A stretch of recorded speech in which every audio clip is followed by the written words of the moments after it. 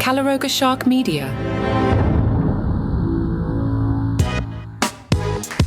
I have quite the treat for you today. It was quite the treat for me. Mark Malkoff is my guest. Mark is the host of the Inside Late Night podcast. It's tied to the Late Nighter website that I'm a big fan of. He also used to host the Carson podcast, all about Johnny Carson. I was a listener to that one, and when I saw Mark had this new podcast, I reached out to him. I was like, hey, man, will you give me some time? I asked him for half an hour. We talked for an hour here, and then afterwards, I think we talked for another 10 minutes. I loved this conversation. I hope you enjoy it as much as I do. Again, Inside Late Night is Mark's podcast. It is fantastic. The website is Late Nighter. Some of the guests he's had so far, Robert Smigel, who is fantastic.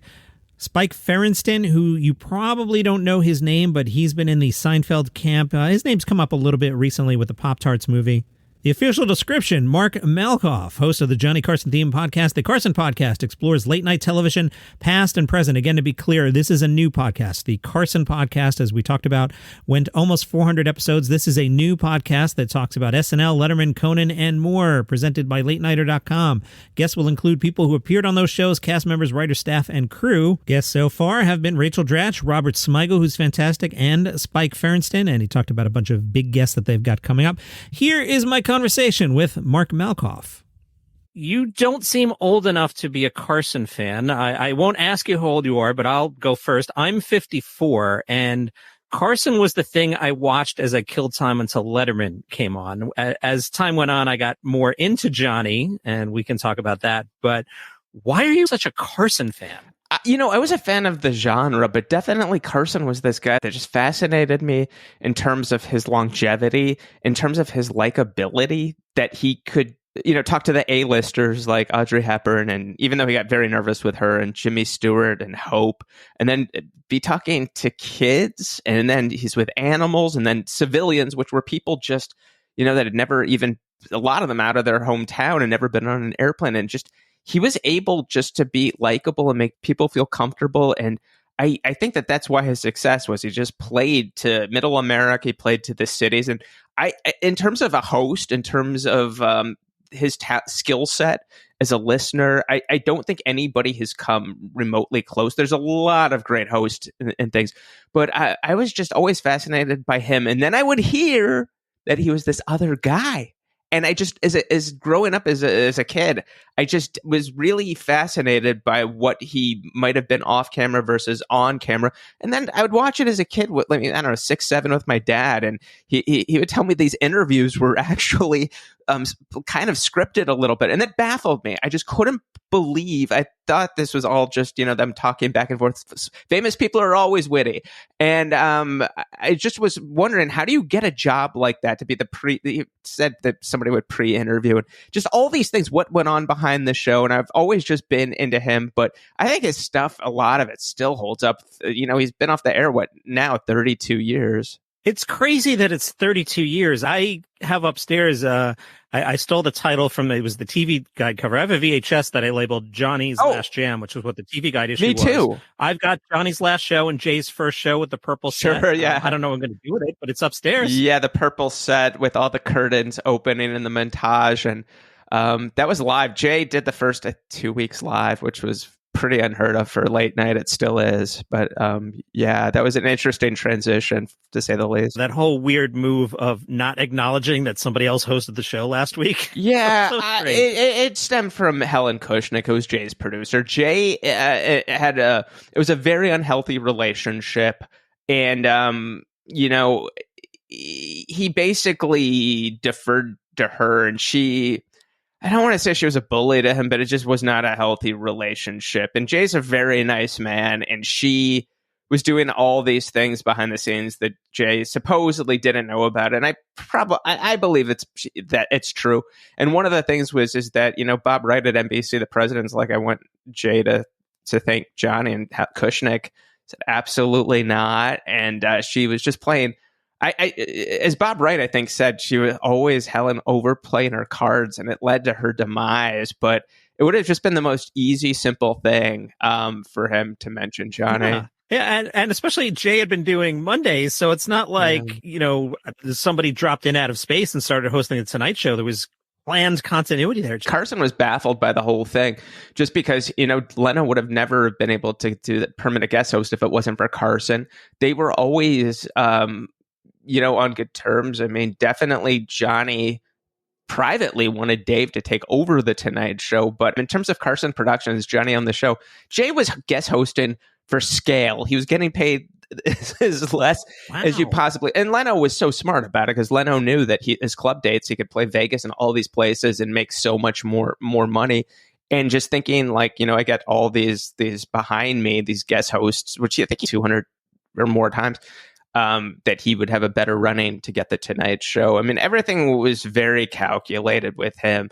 And it just got to the point where there was just so much stuff with Helen and the way that some of the people at the Tonight Show, including Branford Marcellus, denies it, but he said some stuff about Doc and the band, apparently on the Today Show, about not being hip, and they were going to bring this back. So Doc and the band were very, very upset with that, and it just kept escalating. But Carter covered it, but Helen planted a false story in the New York Post about NBC wanting Johnny out, and Johnny knew right away it was Helen, and it was proven it was Helen, and there was just all this stuff that was completely unnecessary behind the scenes. It's crazy that it's 30 years already. We're 3 or 4 hosts later, depending on how you want to count.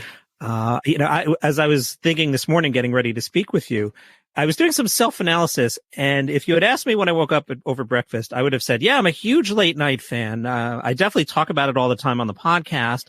And then I realized I really haven't watched it regularly since maybe year 2 of CBS Letterman. So I'm exposing myself here that, that's a good 27, 8 years ago. But yet I love the genre. Maybe it's just times changed. So I was a huge Letterman fan, and boy, if Dave ever moved from 12:30 to 11:30 and I didn't have to stay up to 1:30 in the morning to watch him, I would watch this thing every night. And I did that for like a year or two. And then I don't know if I hit my mid-20s or what happened. I just kind of fell out of the habit, but I do love it. I think Dave, definitely on CBS, disappointment television for a generation. The NBC show still holds up. It was just a brilliantly conceived show, and to do something that had never really been done and influenced so many comedy. I think for the first maybe 2 or 3 years, Dave was putting in maximum effort, and then he just pulled back, and it was just so obvious. I knew he was tired. He was exhausted. I get that. And the show just changed, and it was not the same thing. And then over time, Dave developed more to be known as an interviewer, and just kind of having people on he never would have had on, maybe political people, and putting his political opinion in a little bit. And it just completely became this other thing. But Dave was such an amazing broadcaster that people just followed him no matter what he did. But once the show shifted, and he stopped going to rehearsal, and even before that, he stopped doing pre-tapes, it just became a different thing. And I knew he couldn't do remotes anymore because he was too famous, but it just, it was just a different show. And I mean, I still think he was probably the funniest person behind the desk. I think Carson was the best overall host, but in terms of funny and stuff, I would say Dave's NBC show and maybe the first few years of CBS. Yeah, Dave had the 12:30 vibe of no one's watching. I can make something out of nothing. Now, once Conan found his fastball, sort of picked up that torch.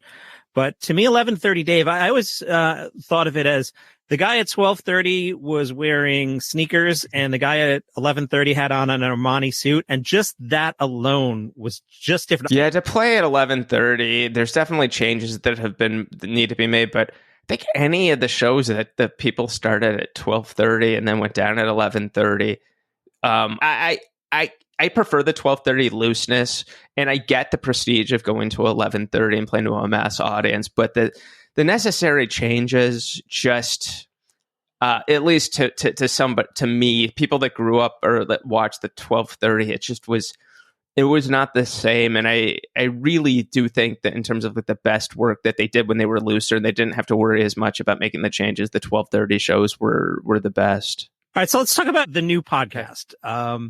Where did it come from? How did you hook up with Bill and the site? The site is Late Nighter, which is fantastic. It's already one of my key resources. As I'm listening, specifically the Smigel interview, when I listened to the Carson podcast, I thought, oh, this guy's just a big Carson fan. And now I'm sensing, are you industry or you seem to know people a little bit more than maybe I thought? I worked in TV. I had day jobs for a bunch of years, and I've just been around people that I've been able to have some private conversations with that trusted me. And I definitely, when I'm talking to Robert, who I've known since I was 17, I mean, during the whole Carson podcast, I mean, Robert was very nice to do my last episode and bring Dana Carvey in. I just wanted to talk about Carson because he wrote the Johnny Carson sketches on SNL that Johnny did not like, and talk about some other things about Carson with Smigel. But I've known him since I was 17. I know more about SNL than I did of Carson. And I knew a lot about Carson. So it was one of those things where I had a lot of information. I mean, I had a day job at Letterman too. So I always wanted to talk to people about the other shows and maybe broaden, because I knew I had this knowledge, and I definitely had questions that I really wanted to be answered. So I thought this was a good fit. Jed, who runs Late Nighter, was a fan of the podcast Carson, and he said, if you ever want to do something, let me know. We had a couple conversations, and it made sense. I mean, yeah, Bill Carter's editor at large, and there are a lot of people I wanted to talk to. The host, Bert Sugarman from Midnight Special, is the guest next week, so we're going different time periods. I mean, Sugarman, Midnight Special was 72 to, I think, 81. And he was the creator and producer of Bert Sugarman's Midnight Special, which every rock act you can imagine, and not country. I mean, you had everyone from Johnny Cash to Led Zeppelin to Kiss to David Bowie, and just kind of going back every Friday, Midnight Special, and to just talk about the evolution of late night. And Johnny Carson was very influential on Midnight Special. Sugarman and Carson were next door neighbors in Bel Air, so there's a lot of Carson that goes with it. So yeah, it was that was fun. So we're just going to go around the genre and see who we can talk to. I love that you're going that deep with it. That's cool. I remember that show. That's awesome. Yeah, his YouTube channel's amazing. He's an amazing businessman. He owns it, which, I mean, Carson didn't get ownership till like 1980 of his Tonight Show, but Sugarman in 72 or whatever, NBC didn't believe in it and basically had to bought airtime on NBC. And NBC said, fine, if you pay for everything. So he owned it. He has everything. And yeah, the channel is just phenomenal. I mean, people like Linda Ronstadt, she went on Carson, I think 68 or 69, and would not do Johnny's show because the audio, a lot of acts did not want to do Johnny's show because TV was perceived as a lot of times the audio people and stuff just were not able to adjust to rock and different sounds and stuff. So like Neil Diamond didn't do Carson's show or any show, including Midnight Special, and they tried to get him until Johnny's last year because Diamond had a bad experience with it. So Carson would have to go across the hall to watch Linda Ronstadt on Midnight Special because he was such a fan. He'd go over to visit Richard Pryor when he was hosting. So he would definitely go over. But there were certain acts, like Linda Ronstadt, he wasn't able to get until like 84, 86.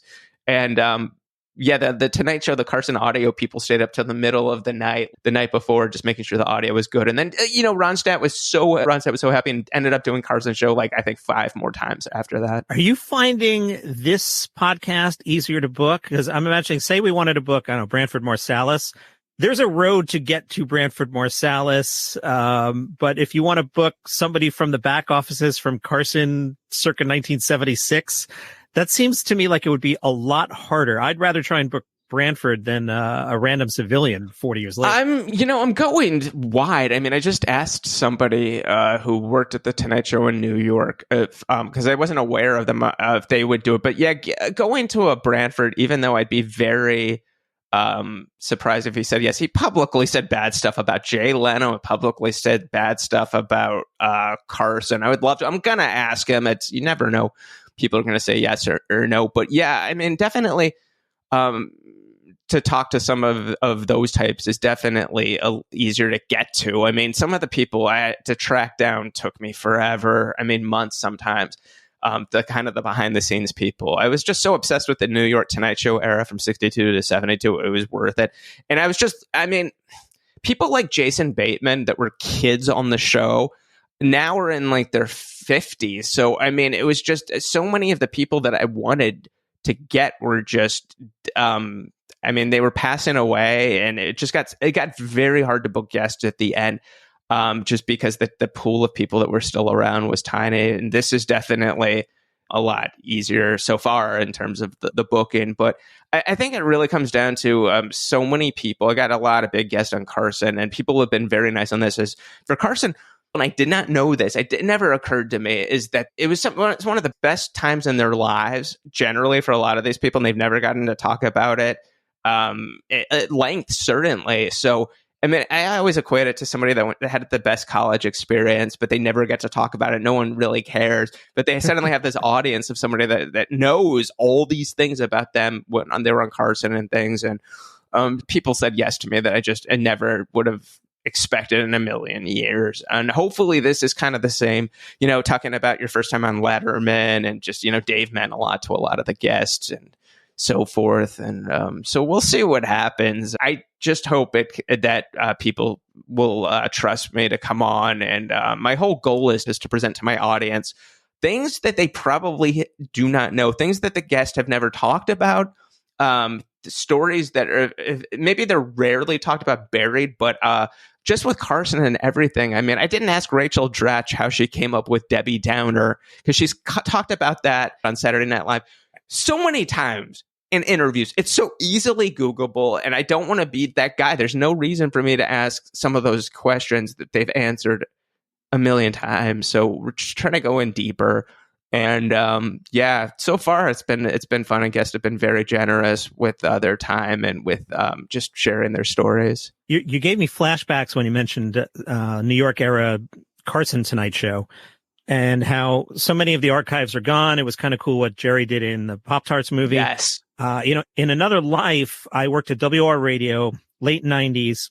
We found an entire room, probably the size of my office, of just stacked reel-to-reel tapes. But I was tasked with throwing them out. And I'm going through these tapes, and I'm 20 something years old. What am I going to do with all these tapes? And it's like, all right, Viking 6 launch toss, random LBJ toss, JFK something. All right, let's try and keep that. I dubbed everything down to mini disc back in the day. I had left when I left WR, I left the archives behind. When they did their 100th anniversary, I lent them a dub of my archive. So I was happy that happened properly. But my larger point here is, here in the digital age, I wonder how much stuff disappears. Like somebody like Mark Maron has almost definitely every episode on a hard drive or some technology somewhere. But especially celebrity shows working with podcast companies that are really radio companies, I wonder how many of these shows are just going to vanish because nobody bothers to back it up, or somebody stops paying for hosting, and all these things are just going to go away. I really worry about it. Yeah, hopefully now people are a little bit better about it, but certainly Johnny was furious when he found out NBC erased everything. Luckily, there are, I'd say from 62 to 72, there's probably, I don't know, maybe at least a couple dozen, if not more, shows that exist. And there's absolutely kinescopes dating back to Johnny's first month on the air. I've seen them.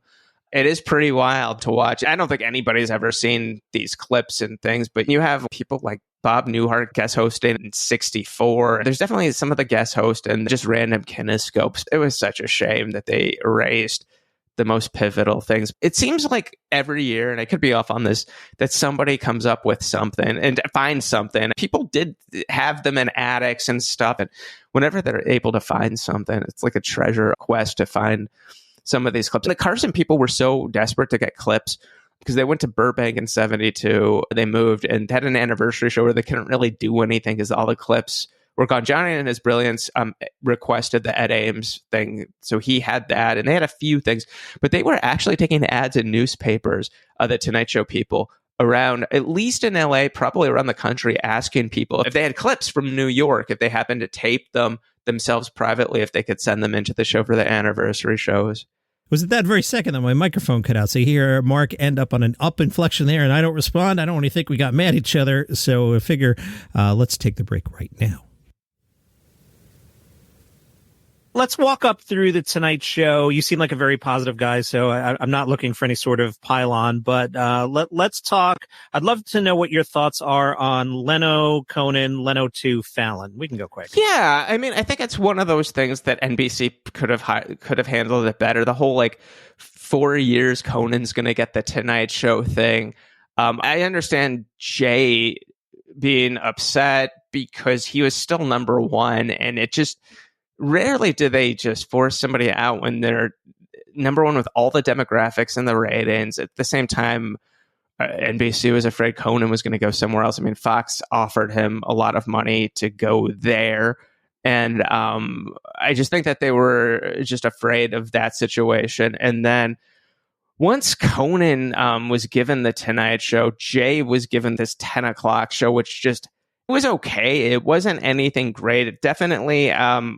after watching it, I didn't think it was probably going to go anywhere. And if NBC would have gotten rid of Jay, they would have had to pay him over $100 million. I didn't realize that. Oh, yeah. I mean, it was ridiculous money. So NBC would have looked so foolish having to pay him over $100 million. If they got rid of Conan, they would have paid him $40 million. So $40 million versus over $100 million. And as it turned out, Conan had 10 months to figure out the Tonight Show, which he had problems. But everybody did. I mean, I talked to Jay on the phone, who was very nice to me, but diplomatically, I mean, I was just like, Jay, you didn't figure out your show in 10 months. I mean, it took you at least a year and a half until you did the show in New York, where your show found your voice. I said to him, there's no way in 10 months. Conan did it. I mean, anybody from Jay to certainly to Colbert, who's number one now, didn't figure it out the first year. I mean, people forget, they look at the success, but Colbert was number three, and just everybody was piling on him with criticism and stuff. So these shows, they take a while. Jon Stewart's first year on The Daily Show, certainly, people were like, we miss Craig Kilborn, and just somebody that's doing something new, especially, they're making change. It just takes a while. I don't think Conan was given enough time, certainly.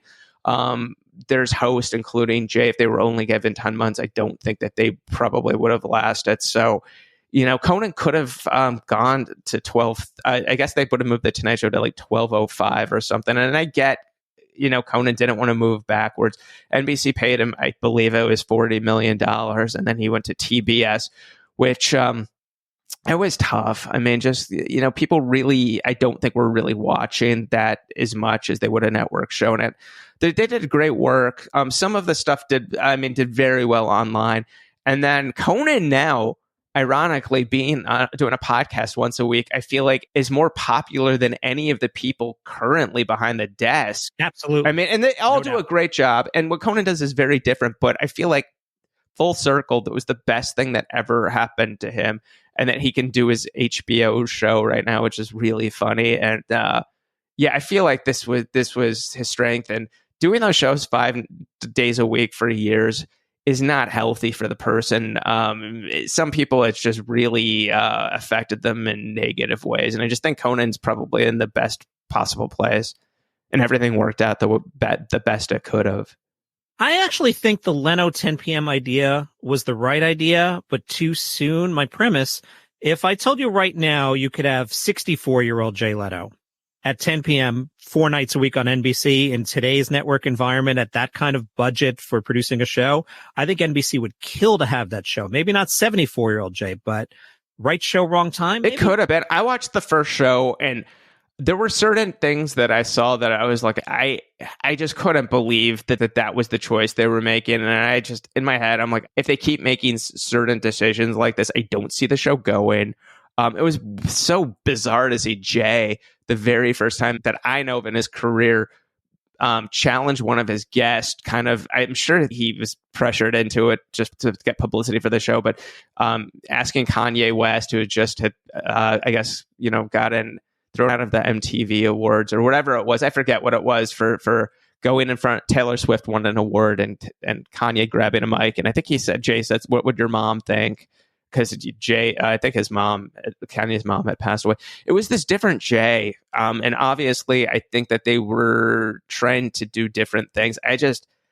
Fred Silverman, I think, was one of the NBC chief, I think he may have even had the idea at first that they should do this. I don't know if Silverman inspired it or what, but like Silverman, I asked him about it because I said, this was your idea for Jay to do this. And he's just like, I mean, it just wasn't well executed, basically, is what he said.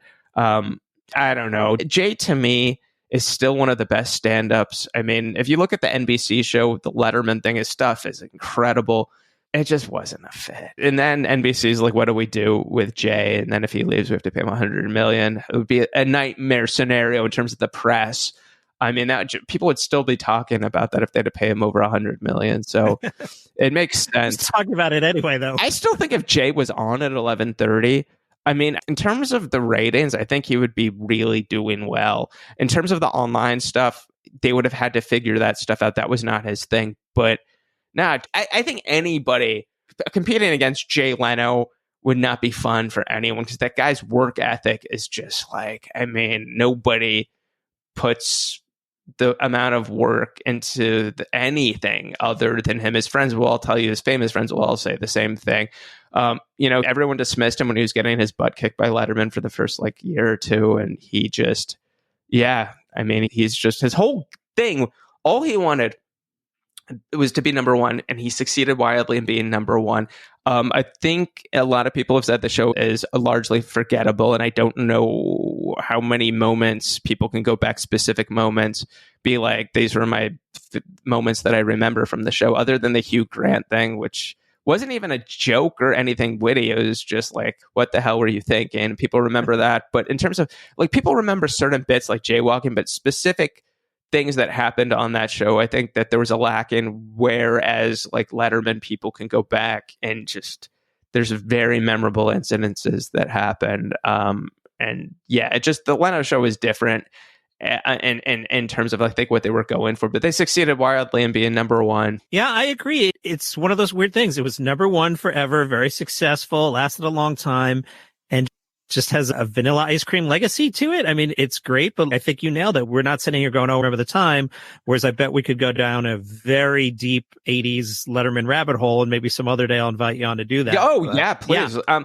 It's true. And I even think the CBS thing, people can come up with moments, and it just was different. I think it's, if I had to guess, I think it's probably hard for Jay now, because Letterman is the guy that everyone just kind of, at least comedically, they worship. I mean, if Dave goes on any of those shows like Colbert, it's like royalty. It's such a huge deal. Like when Dave went on John Mulaney's Netflix talk show, and for him to do anything, his show on Netflix, he gets people that just do not normally do these things, that are very elusive to being guests, but they seem to all say yes to Dave. So I think that that's probably hard for Jay, just to be in a different position where he doesn't really get that accolade or the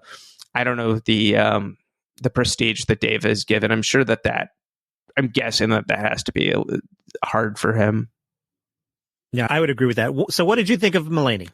I thought it was great in terms of something that had not been really tested. I mean, normally those things take forever to get on its feet and to have a cohesive feel. And I thought that there were raw moments and stuff. But I think overall, in terms of doing 6 shows that have never been, these are his first 6 shows, I thought, or whatever it was, I thought he did great. I thought the format was really fun. I think it was one of those things that they just kept doing the show, which I get. I mean, that those things are just pressure cookers, and they take over your lives. I think if he just kept doing it and stuff, it just, obviously, I think, it would just get stronger and stronger. But I thought for what they did and what they set out to, that they did phenomenal. And I hope they come back and they do it. But Mulaney's smart enough to know that having one of those gigs is just, oh man. I mean, how many funny people like Chris Rock, Tina Fey, Amy Schumer just said no to those gigs? I mean, to do that on a rate where you're going on every night. I mean, Johnny Carson would have tried, and people over there say it, and it's true, would have told Joan Rivers, if she would have gone to him, that going to Fox was a mistake. He would have supported her in terms of how much money if you want to do this, but out of him just being loved. And Joan, it was great on the Tonight Show. As Carson said, every like 5 weeks she could do 1 week, but doing it every single night, it just wasn't gonna work. And Johnny would have told her that, but given her blessing. And I mean, and then Joan does the show, and guests don't want to be doing it. I mean, she was counting on Barry Diller to maybe try to get some of the bigger guests and stuff. But like when you insult your guests like that, or not guests, I mean public figures, people aren't going to want to go on the show. And it's exactly what happened. She was very good, Joan, to her own guests, making them look good.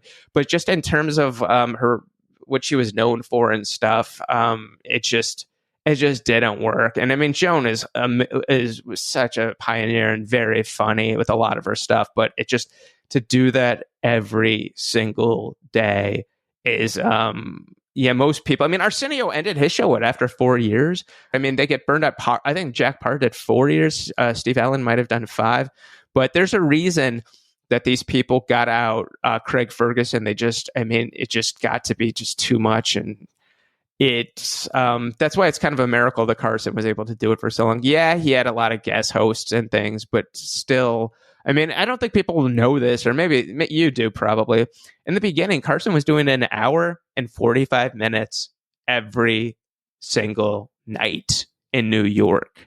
That is just baffling. His first bunches of years, for today's host doing an hour, they would have to host their show every single day of the year, plus like 40 other shows to make up during that, to add to that. I mean, it was baffling what Carson was able to do, all that in the 90 minutes. I have friends at all the shows, and for them to do an hour is hard enough, but to do 90 minutes, which Carson was doing up until like 80, 81, something like that, is just, the wear and tear it takes on the host. Yeah, today I don't know how that would work.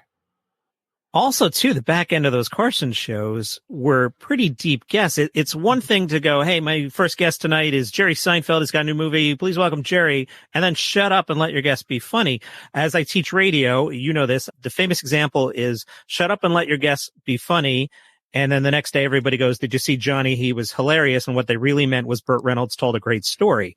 But those 90-minute shows, those longer shows, the back end guests, he had to carry that. You can't assume that a less famous Carl Sagan is going to come out and be super compelling. Yeah, Johnny was very good at reading the books, like Jon Stewart is, about if somebody was coming on, but he would have a lot of authors that would give them, he would put on certain people he agreed with politically that Johnny publicly couldn't say he agreed with, like Dr. Paul Ehrlich with population control.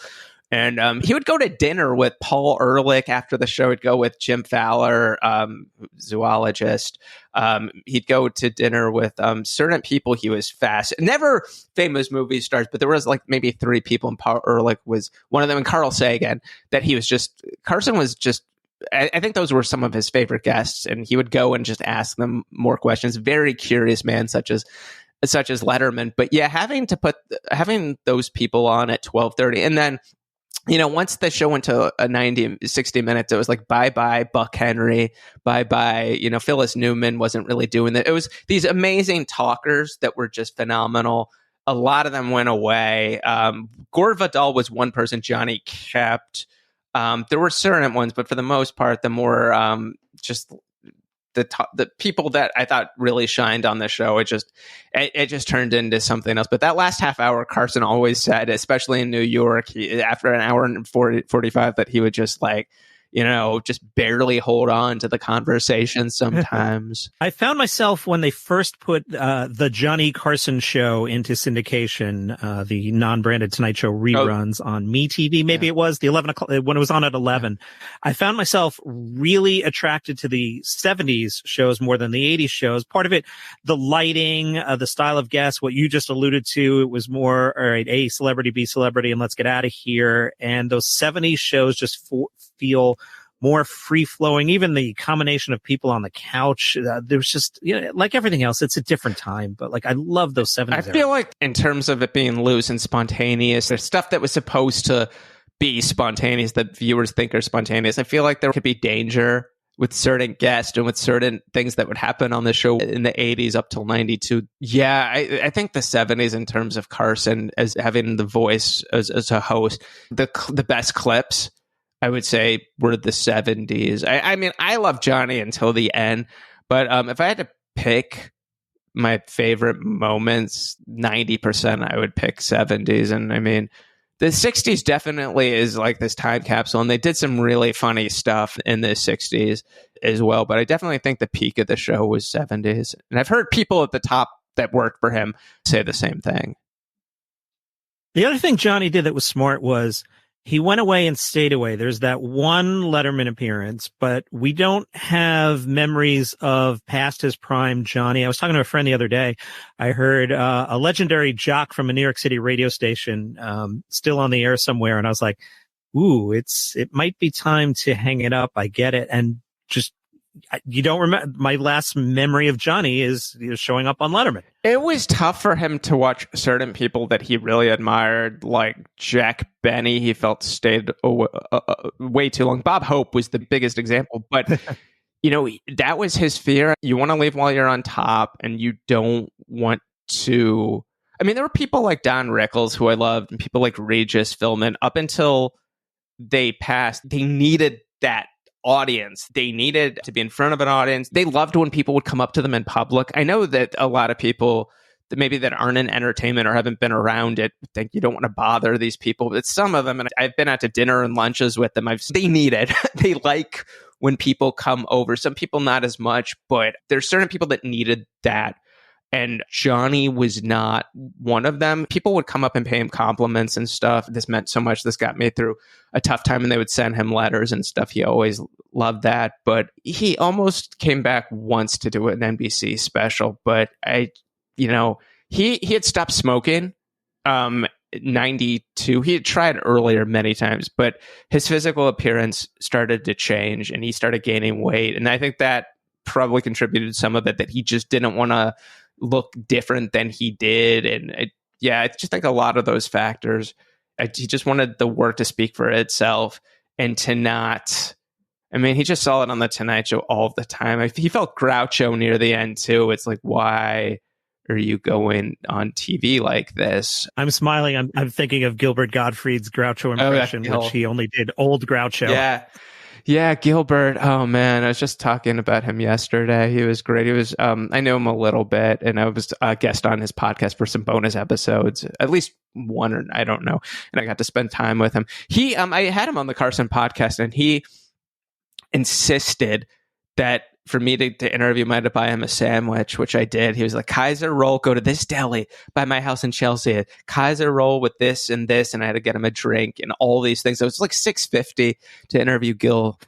And I went to his home, and we, he did it. But he was quirky like that. He was fun, kind of known for that type of thing, getting free things and stuff. But what a talent. I was really felt fortunate to know him just a little bit. I enjoyed the dichotomy between on-air Gilbert and Gilbert in the hallway. Hi, nice to meet you. Yeah, right. And then light goes on, and Gilbert Gottfried It's really true. I first met him. They had this comedy writer party that I got invited to. I think maybe Frank Santapadre invited me. And I don't know, it was probably 80 people and stuff. And Gil was just on, like, by himself on a chair. Some comedians are a little bit shy. A little shy here and there. So I just wanted to go up to him just to let him know I'm doing this Johnny Carson podcast, and we have met before. And I just expected like a minute or two. And then I was like, I want to leave him alone. But I don't know. We talked for it seemed like at least 40 minutes. Maybe it was an hour. I'm not sure. But we had this bond right away when I mentioned Carson, and it was just throughout the whole thing, I'm like, I just don't want to be bothering him, but it wasn't a bother. And I think if people knew comedy well, and they could connect with him, and I think to this day, it's probably true of a lot of comedians, when you know that much about something and there aren't a lot of people that do, it's just this bond. And then a lot of times, like time, how long, like I'll do this in interviews and stuff. I'll think I'll talk to them for 20 minutes. It's like an hour and a half, and it just goes by so quickly. But Gil was just such a lover of comedy. And I was lucky to be able to do that and just to have these conversations and just to hear a lot of his stories, which I mean, just phenomenal storyteller. I loved his podcast because it really dove into the monoculture that had gotten into your brain by osmosis. So those of us of a certain age that grew up on, 5 channels kind of knew who people were because Bugs Bunny did a Humphrey Bogart impression, that kind of stuff. And Gilbert would talk about the Lon Chaneys of the world, and you kind of sort of knew who these people were. Whereas if my son is 21 now, if I showed him anything from the 20th century, I could be like, this is John Travolta. He's really famous. He would have no idea. It's just a different time. It really is. I'm always fascinated when I get emails from people in college or just people that are in their 20s that listened to the Carson podcast and found Johnny on YouTube.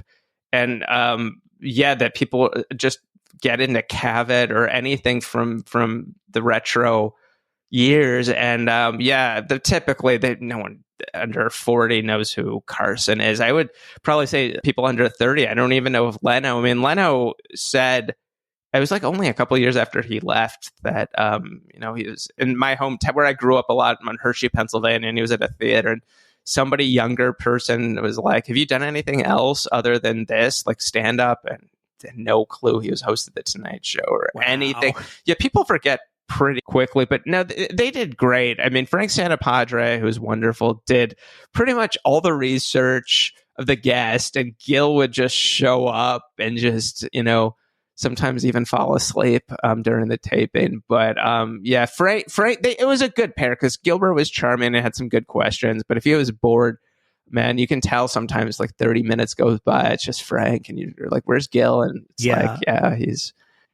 Especially in the early years, it was like the Frank Show with Gilbert, and then but it's the same thing we keep talking about, right? The first year, you're kind of finding your way. Yeah, and then they did a great job. I mean, talk to Frank about this sometimes. It's just like, it's so heartbreaking. And obviously, it's inevitable at how many people have passed away on both of our shows. I mean, I think with Carson Podcast, we've had 40 people that I interviewed. I mean, a lot of people in their 90s, late 80s and stuff. And then you have people like, they did this amazing photo like a year before they all passed, but it's like, it's a photo. It's like Gilbert, Gottfried, Bob Saget, and Louis Anderson. And these are people I'm like, oh, I put off interviewing them. They're going to be around forever. And luckily I got all of them to do the podcast. And then within a year, they're all gone. It's just, I feel I never thought like a Bob Einstein, who I had on twice, who I got to know a bit and talk on the phone. It's just like, you don't think about them being gone. And I'm just so glad that I was able to get them. And you just never know when they did the same thing. They just got so many people who you just think are going to be around for a while longer, like Peter Fonda. And they were just able to get these stories that some of them I'm sure have never been told or quite told like that. Looking to the future, how do you think late night factors in the streaming era? Is there a play? Does it have to be 11:30? Could we stream Mulaney at 8:00?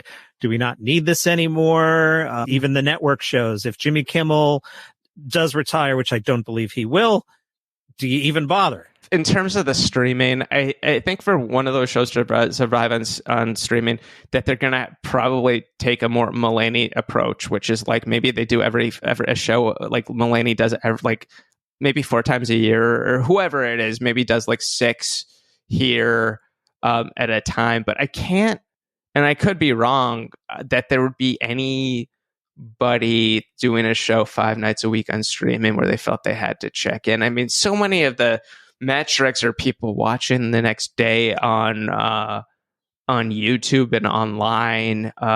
They're just there has to be a reason for people to make it appointment television that they're going to stay up. And I don't know if there was a danger when Dave was at 12:30 where you just never knew what was going to happen, and part of that just to stay up. And I felt like I always had the expectation that there was just going to be something a bit dangerous, what he was going to say and what was going to happen. And that I don't know if that exists now.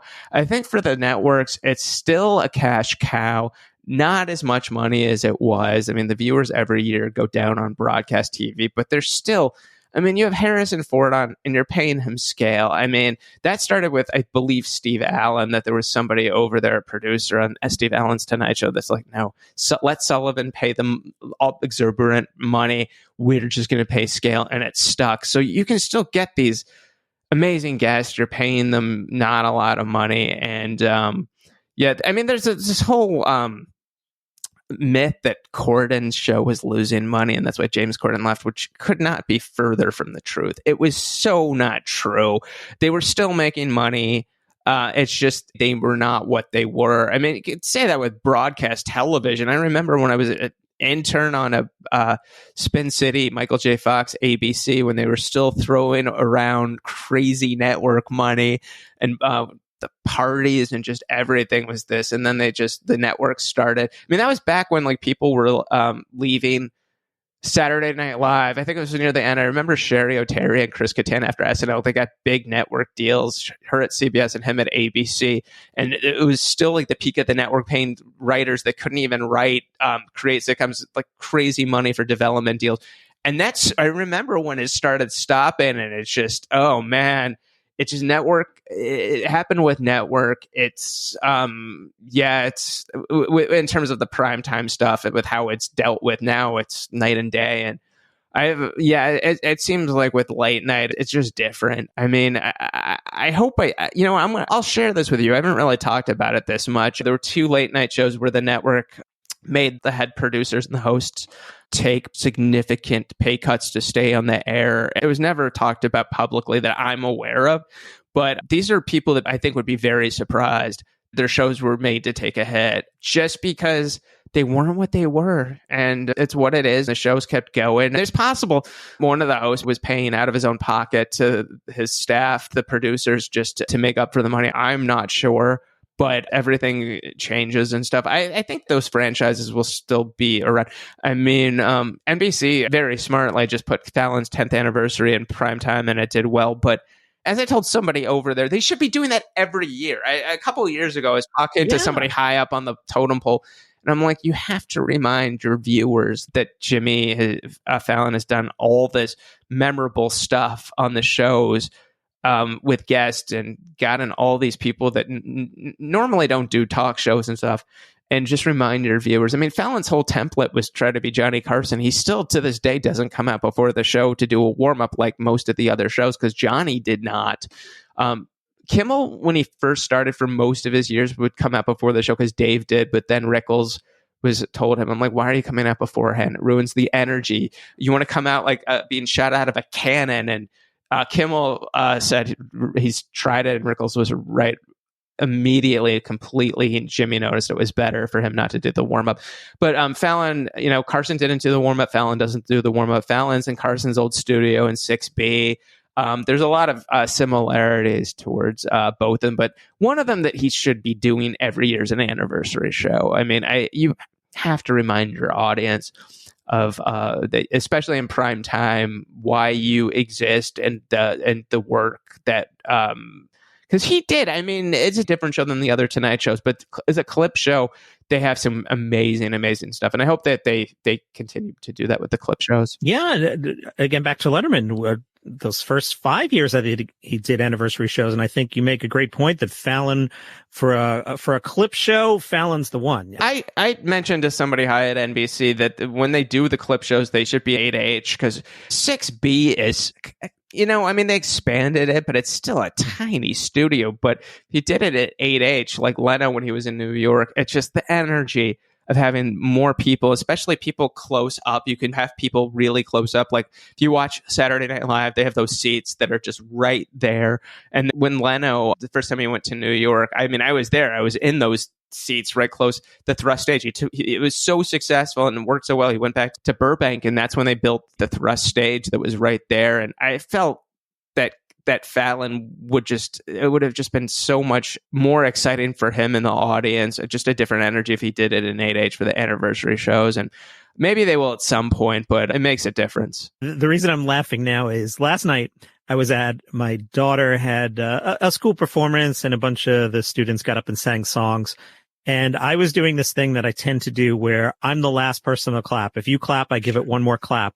And my older daughter looks over at me and she's like, flexing your ego. And I told her I started doing this. It was my 15th birthday, and I got to see Late Night with David Letterman. You had to be 15 to get in, and I got in, and my buddy and I wanted to hear ourselves on the playback. So we just did one extra clap every time. And I've kind of never stopped doing it. And then as my career went along and I became a producer, I learned the art of clapping louder and dragging the crowd up with you with your clap. And it just never stopped. So just the memory of the studio there, brought that back. I mean, I have so much empathy because I worked in the medium, and I know how hard it is for those hosts or for performers to be up on stage when they're not getting that energy from the audience. I'm the clapper. I'm the laugher. If I'm invited from somebody to go to one of those shows, I will tell the people next to me, I'm going to be laughing really, really loud. It's one of those things where I've talked to the host and the audiences have no idea. But usually in a late night audience, I don't know, 20% of the people are so excited to be there and so starstruck that they forget to laugh, especially during the monologue opening remarks. And then you just have some people that just are not, they laugh, but they're just not audible. And it was just, I mean, when I worked on the Colbert Report, we got mostly good audiences, but it was 107 seats. Every night there would just be people that were so excited to be there. And I'd watch them and they just weren't they would have these giant grins and expressions, but they would not laugh. I would have to, before the show, always talk to them and to remind them to laugh. And it helped, but still there's people and all the laughs count. They really, really do. Letterman was the most obsessed host with the audience and not the best way that I thought was probably positive for him. But yeah, to get the clapping, which the host actually, the clapping is important, but they all want laughing more than clapping. Like, it would bother Letterman when there would be too much clapping for sure on his show. They just want the pure laughs, but clapping, definitely the energy that you're talking about is what they need. And when I go to one of those shows, I'm exhausted afterwards just because I feel that responsibility as an audience member and just knowing how tough that is for them, just that I'm going to be that person. We've talked on this podcast a lot about clapter. Yes. Watching a special and the comedian does 4 minutes and gets applause. Yeah. I'm not sure that's the best thing. Now, this medium's different. The audience is hearing the audio version. You and I are looking at each other on video as we record, and I'm smiling and sometimes pointing at you and giving you some feedback, but I'm deliberately not stepping on your stories. And that's back to everyone's going to tell me this was a really good episode. What they're going to mean is Mark was great, but I'm going to get credit for it because I'm shutting up and letting you tell these wonderful stories. It's just different. I could sit here and laugh, at everything you're saying, but I'm just choosing not. You're a phenomenal broadcaster. I mean, there's certain people and it took me, and I'm not even putting myself in your league, but it took me a while to be able to not step on people. Once in a while, it'll still happen. Like, if I feel like I need to interject something, I try really not to and let the person speak. But I think you're right, what you just said. But yeah, it's definitely you should get the credit. I mean, you're setting me up for all these things. You know what you're talking about. You're a professional, and you make it easy versus some of the people that have talked to me, and it's just like pulling teeth sometimes. And those are the worst. I had a Comic-Con who was a fan of, and I was just getting nothing back, and I cut it short. I couldn't do it. It was like, there's certain people that I think there's only one or two maybe I couldn't air. And I know Gilbert and Frank had the same thing that happened with at least one or two people, and it's just, I guess they're trying as hard as they can, but it doesn't show that they are. I would hope that they're trying their best, and it's just what it is. But yeah, you can tell pretty quickly if it's going well, and if it's those times when it's like pulling teeth. Yeah, not fun. So, Mark, I've kept you twice what I asked for. You've been very generous. Oh yeah, this is great. Proper podcast plugs. You're nice. Sell your show. Inside Late Night with Mark Malkoff on Apple Podcast, on Spotify, wherever you get the podcast. Every week we are going to be telling late night stories, the stories that people do not know for the most part, and just going a deep dive. I love Dana Carvey and David Spade's podcast, Fly on the Wall, at SNL. They talk about SNL, but I learn pretty much very little to nothing. They don't go deep. It's very fun, and I like it, and people should check it out. But this is the one where people will walk away. We're talking to Robert Smigel about stuff, or Spike Ferris, and where people are going to walk. Spike was great. See, I just stepped on. No, it's great. He was. Spike was great. I was excited. The reason I wanted to talk to him is because I just knew that there were stories that I did not think the audience probably knew about his time at Dave and SNL, that we would have those type of stories. And I knew from his podcast, he's a great storyteller. And yeah, he worked in the medium. He had his own show on Fox for 3 years, talk show with Spike Feresten. So we're talking to people like that. We had Rachel Dratch from Saturday Night Live. We have David Cross is coming up, Rob Corddry from The Daily Show, Michael Ian Black, who was on The State and did Letterman's show. I mean, Worldwide Pants produced Ed, which he was on. So we has Letterman stories. He was the number 2 finalist when Craig Ferguson got the gig. So we talk about all that drama. So yeah, just really just talking to these people every week. I learn things. I can use my knowledge from over the years, which I have nowhere else. Old podcasts, I couldn't really tell these stories that I know as well. So there's nowhere else I know that people are going to find these stories. It's great when these people go on other shows and stuff, and occasionally stuff will come up. But the research that I put into it hopefully will show. And the guests have been very nice to comment on that they appreciate that. And we'll see where it goes. But I definitely think a big emphasis will be on Saturday Night Live stuff that has never been talked about. And good year for it. Yeah, I hope so. I really do. And then, I would love to have Cavett back. I would love to talk to, even I want to devote a show or two to certain shows like Magic Johnson or At Thick of the Night and talk to the people that were there about what went wrong. So we'll hit everything we can talk to. I'd love to talk to Bob Costas later. With Bob Costas, that show is incredible. The people he talked to, and it was almost like an early podcast. It had that feel of like, that's what I was gonna say. Right. The first. So I'd love to talk to Costas. I've met him once or twice. But I'm just hoping to talk to these people and just to pull the curtain aside, like we did with Johnny Carson for almost 400 episodes. So, was it that many? Yeah, wow.